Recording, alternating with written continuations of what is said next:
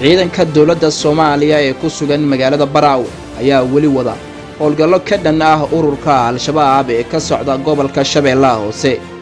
ciidamada militariga Soomaaliya gaar ahaan ururka 25aad guutada 6aad qaybta 6aad ee ku sugan magaalada Baraawe iyo ciidamada ATMIS oo qayb ka ah howlgalka ayaa sheegay in ay la wareegeen deegaano dhowr ah oo ka tirsan gobolka Shabeellaha Hoose.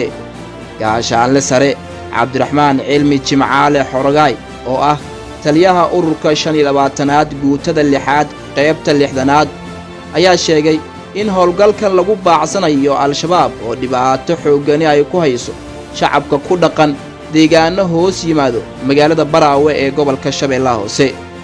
saraakiisha ciidamada ayaa sheegeen in guulo weyn ay ka gaareen howlgalkan. waxay kaloo sheegeen in ku dhawaad 7 deegaan ay kala wareegeen Al-Shabaab kuwaasoo u dhaxeeya degmooyinka Sablaale iyo Baraawe.